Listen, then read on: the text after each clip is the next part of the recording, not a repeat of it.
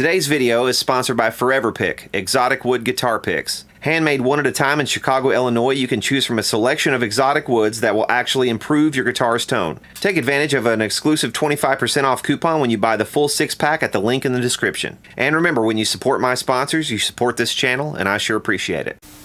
Hey y'all, it's Shitpost Friday. Well, this is for that whole bunch, because they can suck me, eat me raw! This is Harder, Faster! Hello everybody, Brad the Guitarist here, and it's time for Shitpost Friday. First up in the news on Wednesday, NPR decided they wanted to dedicate a 5-minute segment to something that we have heard a lot about lately, which is that women play guitar too. I think the shtick is getting a little bit old at this point. I know there was a time in music history when women had a hard time breaking through. You know, you go back to Nancy Wilson and Jennifer Batten and people like this back in the 70s and 80s. Even Joan Jett, you know, probably did have a pretty hard time being accepted in a, you know, predominantly male venue such as rock and roll. And, you know, it was Elvis's swinging hips that kind of gave us rock and roll. It was the Beatles on the Ed Sullivan Show that kind of took it to new heights. It was Led Zeppelin and, you know, all this cock rock of the 1970s that kind of took it to even newer heights.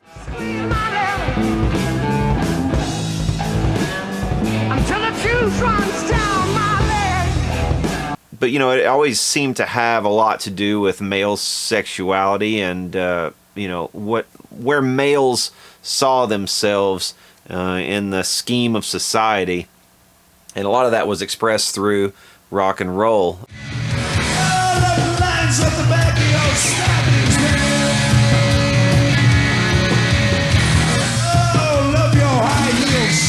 Obviously, women had a hard time kind of breaking through that, but I think, you know, now in 2018, I think things are completely different. There are, you know, music's completely different. We don't have music the way that we had in the 1970s. So, you know, as the landscape changes, as the music itself changes and the lyrical content all changes, as the hair bands gave way to grunge, you know, even then it was already becoming apparent that women were going to have a place in rock and roll. You know, you had bands like Hole, and you had artists like Mazzy Star, and then Jewel, and, you know, people like this come along and, you know, kind of break down the barriers of what, you know, you thought women could do in pop music or rock music. And that's been going on for a long time now. I don't think it should be any surprise, but, you know, still we have 5-minute segments on NPR talking about, you know, oh, how it's instrument makers are learning an overdue lesson. Rock and guitars are still plenty popular,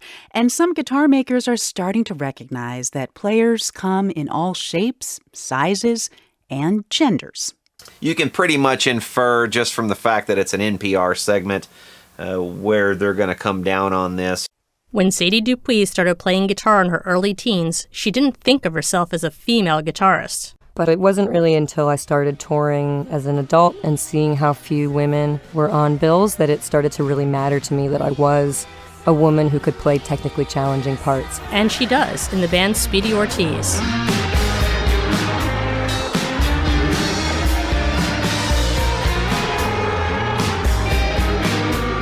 She was, you know, kind of appalled or whatever at how few women were on the bills when she would go around and tour. Well, that's okay, but you know, people have to make inroads into that sort of thing. It's just the same way that, you know, there weren't very many girls who were playing with fucking Transformers when I was a little kid, or mask vehicles. Not many girls had G.I. Joes, just like not very many boys had fucking Barbie dolls. You can rail against it all you want, but the fact of the matter is, you know, girls like playing with little girls, other little girls. Little boys like playing with other little boys, usually. But the thing is, they sort of gravitate toward one another because they're trying to figure out what it is they like. They're trying to figure out what's cool and what isn't. They're trying to figure out their feelings that they have for the opposite sex or whatever, you know, still. There's a lot of reasons why this stuff happens naturally, and just beating your chest and railing against it is not It's just not healthy. You are writing the evidence of your own personal mental illness largely upon society. That's what you're doing. You're projecting your own mental illness on everyone else. You know, the very fact that you were even on these bills at all should tell you that, you know, there was no discrimination against you. Obviously, you were invited out onto the bills. Now, you might argue, oh, why wasn't I headlining? Well, you've got to build to that point, you know, and if there aren't that many other girl guitar players, it's because not many girl guitar players chose to pick it up. It's not like anybody stands at the gates of every guitar center around the United States or around the world and says no girls allowed. You know, that doesn't happen. It's their own personal choice. You know, it is a niche that boys traditionally have carved out. If women want to come into it, that's fine. I don't think any male guitar player would rail against that. At least not any that had, you know, any brains. But that's not the point. The point is it's being encroached upon in such a way that men are being demonized in the process. You know, these two disparate groups or whatever can coexist. There's no reason that men and women can't play guitar, and that men can't play very sexist or misogynist music if they want to, and women can't play their feminist, grow their armpit hair out fucking shit over here if they want to. So, I don't see the reason why both can't coexist. Can we all get along? When leading guitar maker Fender conducted a consumer survey in 2015, it was surprised to discover that women made up half of first-time guitar buyers.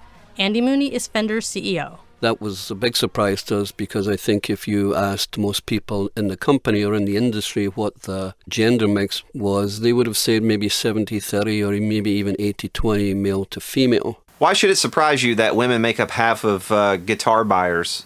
You know, first of all, women are 50% of the population, so why shouldn't they buy 50% of the guitars? It depends on how this statistic is being tracked, because if it's being tracked by how many people are entered into a computer system like at Guitar Center, like the point of sale system or something like that, if the study was based on point of sale, then that's not really telling you very much, because women could just as easily buy guitars for their husbands or their sons or their brothers or whatever, their dads, as they could buy them for themselves. So it depends on how this study was conducted, who was asked, and how the questions were asked as to whether or not this data is even valid, for one. And secondly, I don't see why anyone should be surprised that 50% of the guitars that are sold to new customers would be female. I think they're playing this up into something that's really not. There was probably a misconception in the industry that everybody who bought a guitar for the first time wanted to be a long-haired guitar god. I mean, this guy is the CEO of Fender, and he's snickering at people who want to be a long-haired guitar god. Long-haired guitar god. That's got to be a pretty decent percentage of your sales right there. You might try to discount those people now because they're young boys and it's fashionable to hate on young boys, but, don't snicker at kids who want to be the long-haired guitar god. Don't do that. The female guitarists have historically been seen as novelties, or not seen at all. When Tish Ciravolo bought her first bass guitar in the mid-1980s, she says the salesman was only interested in talking with her boyfriend. We walk in, and the guy behind the counter, that's the sales guy, and my boyfriend both kind of have a conversation about how I want to learn how to play bass and what bass would be really good for me. So they decide what bass I should buy. Nevertheless, Ciravolo remained dedicated to the instrument. Okay, they decided what bass you should buy. Did you speak up and say, no, I don't want that bass? Did you speak up at any point in this whole transaction, and up to the point where you pulled out, or did you even pay for it? Maybe your boyfriend bought you the bass. You didn't really cover that part, but I'm assuming you bought it yourself. If you bought it yourself, there was a point at which you could say, hey, hang on a second, this isn't the bass I want. I want the pink bass up there. I didn't want this black, Ibanez or whatever it was that you ended up getting. But obviously they steered you in the right direction because they knew more than you, right? Your boyfriend probably played, right? And the guy at the counter probably played, right? So they had some experience in this, whereas you did not have any experience, and rightfully so. You kept your mouth shut because you didn't have anything to say about it. Other than, oh, this is hard to press down, or it's not hard to press down. I like the scale length. I like that I can put my fingers up here instead of being way down here like this. You have some kind of input, but at the same time, you don't know very much, so you have to have some guidance. So that's why they were there, and they were actually helping you. They were actually being gentlemen and helping you. a lady, try to find a bass that would work for you, and then you come and slap them in the dick afterwards like this. I mean, what is the point of that? What really is the point? Unless it's just some clever marketing scheme. What is the point of going and slapping men in the face who are actually trying to help you out? You know, obviously that's what they were doing. And obviously they did a good job because you stuck with the bass. Not only did you stick with the bass and learn how to play the son of a bitch, you actually started your own guitar company later on. So, you know, obviously they did something right. One day, her young daughter drew a picture of a daisy. Ciravolo saw a guitar for girls. Guitar for girls. Guitar for girls. Hi, my name is Tish Ciravolo, and I am president and founder of Daisy Rock Girl Guitars. Daisy Rock Girl Guitars is a company that I founded 15 years ago, and we're the only girl guitar company in the world. All we know is that we're girl musicians and we can't be treated equal. We're hearing a lot about, she's pretty good for a girl. She's not bad for a girl. And that's when I realized this is discrimination at its finest. And we're the only girl guitar company in the world. This is discrimination at its finest. Girl guitar company. This is discrimination at its finest. And she launched Daisy Rock. In 2001, she took a few of her instruments to the National Association of Music Merchants annual trade show. I was on the NAMM show floor in a sea of black guitars showing a cute pink daisy. And 1,000 people in 4 days came by and said, that'll never work. Every guy, that'll never work. Girls don't come into music stores. But they did. They saw Miley Cyrus play a Daisy Rock on Hannah Montana. Taylor Swift and Avril Lavigne played Daisy Rocks too. Ciravolo expanded her line, eventually selling over 500,000 guitars to date. Others tried to follow suit, but ads in magazines like Guitar World didn't show women actually playing guitars. When I was 13, I would go to the music magazine section, and their covers were always these naked or bikini-wearing models, not players. That's guitarist Fabi Reyna. 5 years ago, right after her 20th birthday, Reyna founded a DIY magazine called She Shreds. 2 years ago, her readers successfully campaigned Guitar World to stop using bikini-clad models to hawk guitars. So wait a minute. Wait a cotton picking minute here. You start a magazine called She Shreds, which is dedicated, to women playing guitar, which is fine. I don't think anybody would ever be up in arms about that. But then you and your readers for your magazine lobby a different magazine, a competitor, I suppose, magazine, to stop doing something that they had been doing for 20 years or more. I don't get that. What was the point of that? I mean, this social engineering stuff, man, is really gone too far. And the problem is, it's not always social engineering. If it was somebody, who had some grand, Lenin-esque kind of vision for the future, they were trying to be Chairman Mao or something and remake their country, and have a forward-looking vision for the 1,000-yard stare vision for the future. That's one thing I can understand. That's the kind of mental illness I can sort of understand, because that's the kind that keeps recurring again and again throughout history and ends up killing millions of its own citizens. So I get that kind of mental illness, but the mental illness I don't get is when you go to a competitor. You have a magazine, you're going to a competitor to try to get them to... You're basically just trying to shame them at that point. You're trying to shame your competitor, and you're trying to win accolades for yourself. It's called virtue signaling. That's what it's come to be known as, virtue signaling. You're waving a flag to others around you who might be the same as you, who might want to buy your magazine or might want to buy your other service or might want to hire you to play guitar in their band, or I don't know what the deal is.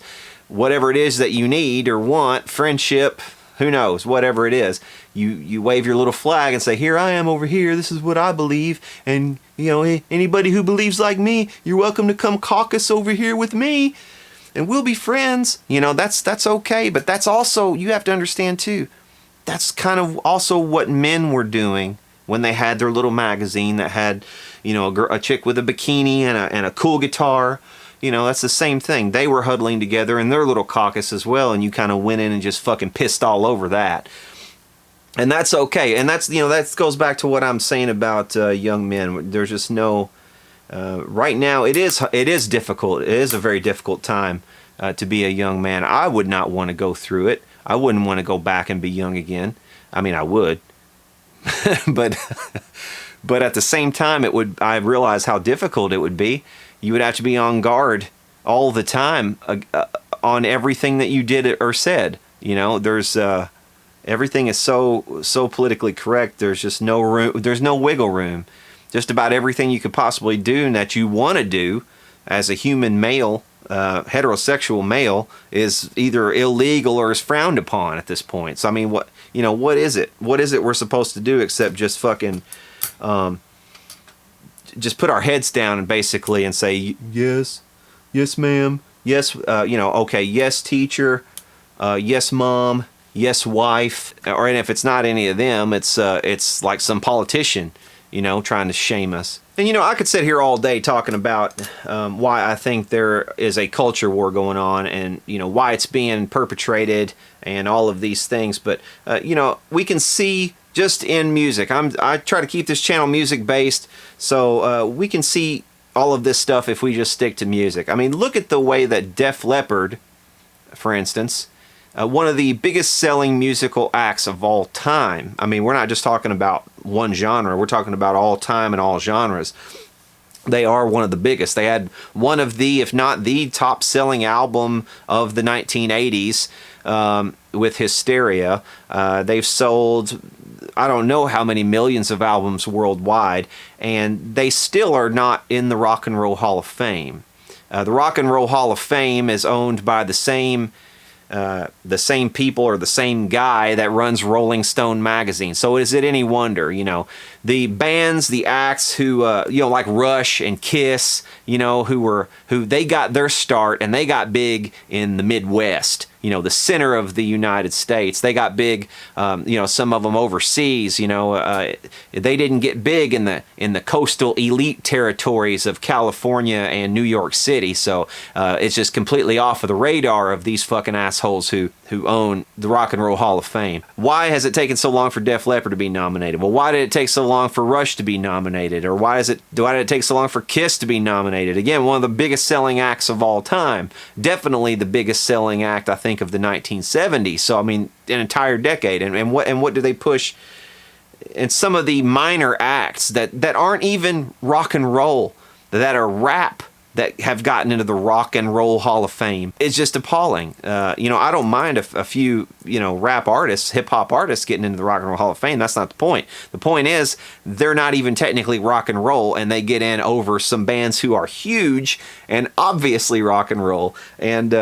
And that's the reason, is because we have this culture war, and because the culture war exists as much in geography terms as it does in ideological terms. The coastal elites don't respect the intelligence of people who live in the middle of the United States. They just don't, and they go out of their way to try to show it at every turn. And this is just one of the ways that I think that they do show it, by trying to punish bands who got their start or got big or got huge even by, playing music that people in the Midwest and the South wanted to hear. This wasn't necessarily stuff that the coastal elites wanted to hear, so it wasn't Lou Reed, so it didn't get in. And I like Lou Reed. I like a lot of the stuff, the same stuff that they like. I like Leonard Cohen. I like a lot of stuff that came from Canada or came from the coasts.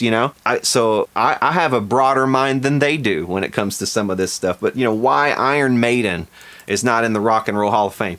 Iron Maiden, they play routinely to crowds, especially in South America. These are Latino crowds. These are crowds.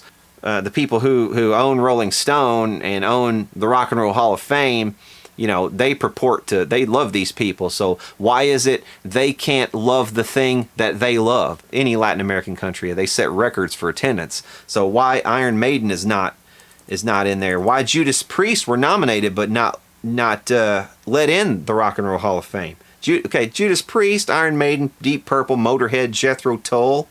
I mean, Jethro Tull is genius. And for whatever reason, the writers of Rolling Stone way back in the early 70s, late 60s, early 70s, decided that Jethro Tull wasn't hip, and they didn't like him.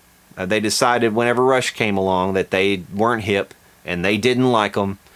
So they basically were relegated to the dustbin, even though their music is objectively genius music. Is above and beyond half of the shit that they've allowed into the Rock and Roll Hall of Fame. But again, this is just another example of the way in which this culture war is perpetrated. It's perpetrated by just underhanded people with nothing better to do than to kick others through the institutions that they own.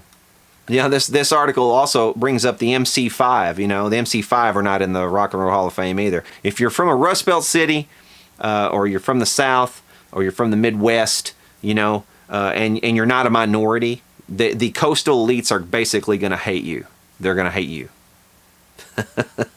And if you're an act like Judas Priest or Iron Maiden, and you come to the United States and you get huge because of the middle of the country, and that's where they predominantly toured over and over again because they made so much money and filled so many seats in the middle of the country, you know, they're going to hate you. You know, and speaking of SJWs and the culture wars and all this stuff, check this out. You know, I debated twice about saying anything about this. Because Brian Wampler of Wampler Pedals is, he's a fellow technician. I would consider him, in a way, a sort of a peer. And I usually don't lash out like that at people I would consider a peer. He also has a YouTube channel and this and that. But he also has a Facebook group with about 13,000 people signed on to the Facebook group. And, a guy sent me this message that he sent out to this group. I'm not a member of this group, so I can't really confirm this because I didn't join the group to confirm it. So if this is fake news, then so be it. It's fake news. But this guy assures me this is a post that Brian Wampler put up. Now, it basically just goes on this hardcore SJW kind of virtue signaling sort of screed about some of the posts that have been put up on the message board. Well, what kind of posts, you might ask, were put up? You know, what kind of offensive posts were put up that would cause him to, lash out in this way and say, oh, you guys can do better than this, and the next person who does it will be basically banned and all this. What kind of offensive posts are these? Is it somebody coming on saying the N-word? No. Is it someone coming on saying, I hate gay people or something like that? No. Is it someone coming on saying, I want to kill somebody?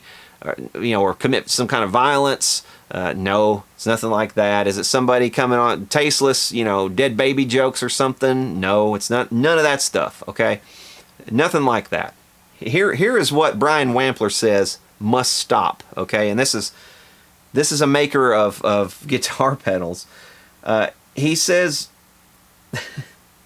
there have been several NGD posts over the years that have basically been sort of like, I'll just buy her a new purse, don't tell my wife, and various memes along the same idea posted. These must stop. Okay, you know what I'm talking about. Here's an example. These are the kind of posts that get circulated in guitar boards all the time. And yeah, they're passé. Yeah, they're kind of boring. Yeah, they're kind of blasé. It's like, yeah, I've seen it a zillion times. Yeah, and you get a little bit of a chuckle out of it the first 100 times you've seen it. But then, it kind of just is what it is. It's a meme. That's what a meme is. But this one, for instance, for an additional $4.99, we will provide you with a receipt that matches what you told your spouse you pay for this musical equipment.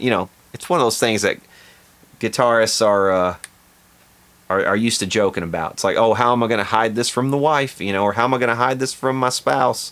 Whatever. And they even went as far as to say spouse in this, so it didn't even say wife. It could be some gay dude's husband or something, maybe. I don't know.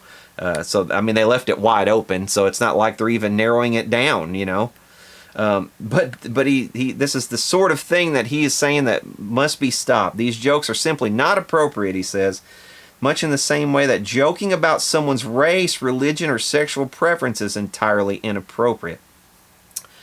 Well, I'm sorry, Brian, but that sort of takes out just about every single HBO comedy special I have ever seen.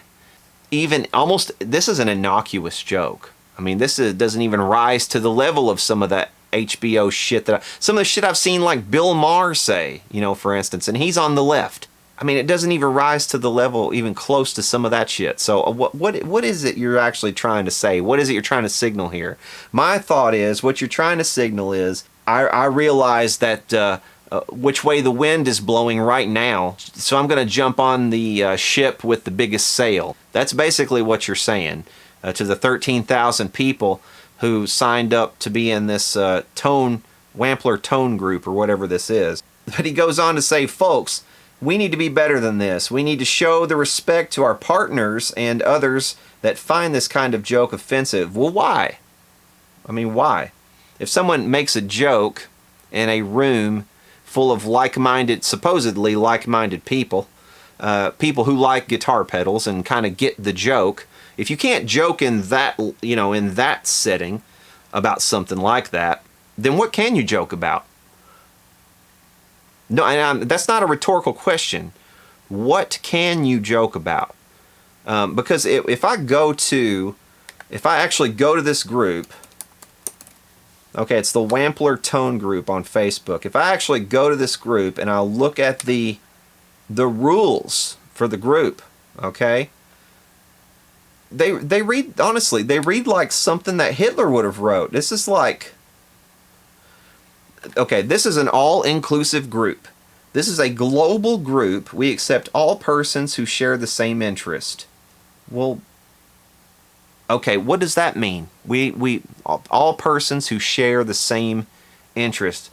Well, some people, I would say probably a large percentage of the people in this group have an interest in seeing jokes like this not get shot down by some panty waist SJW pitching a bitch fit. I would say they have an interest in that, but you don't care about them. Nobody's attacking anyone's race, gender, color, religion, sexual orientation, fluency of the English language. Okay, all such posts will be removed. Okay, a lot of those I can understand. If someone's attacking somebody over their race or something like that, yeah, absolutely.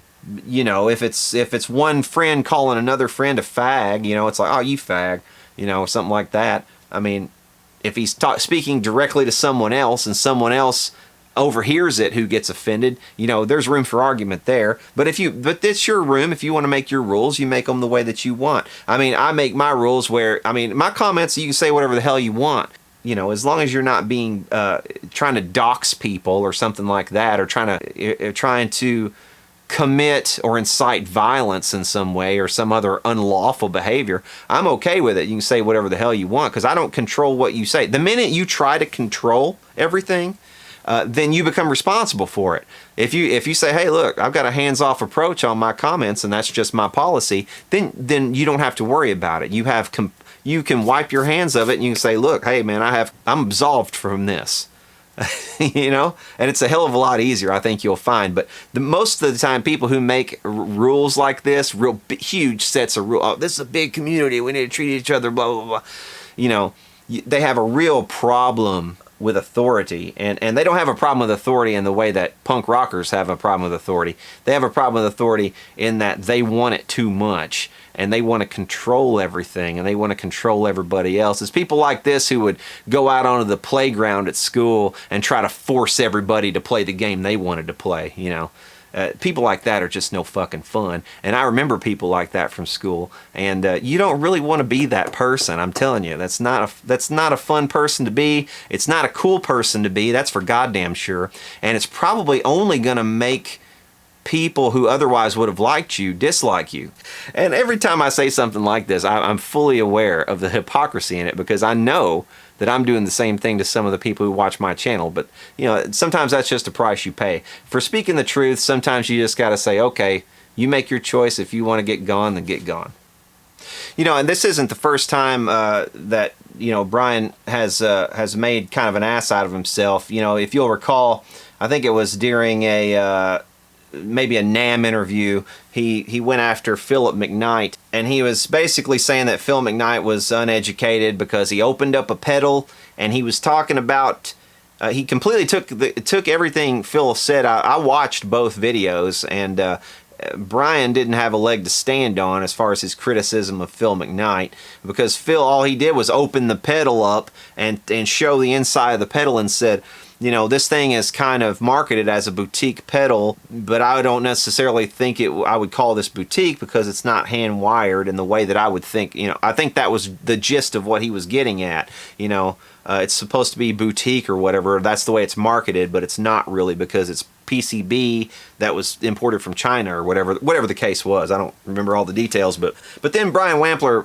you know, launched just a huge bitch fit back at him, and it just became a big hullabaloo on the internet, and there was really no reason for it, because everything that Phil said in that video was absolutely 100% correct. So, you know, I don't get what he was doing there, and I certainly don't get what the hell this is about. I think what this amounts to is, you know, don't drink before you post on the internet. That's a good rule of thumb. Just try to lay off the booze or whatever's causing you to do this before you post something on the internet. This whole thing about, you know, oh, we don't want people telling jokes, you know, fucking hell. It's gone too far. You don't need to wave your flag, dude.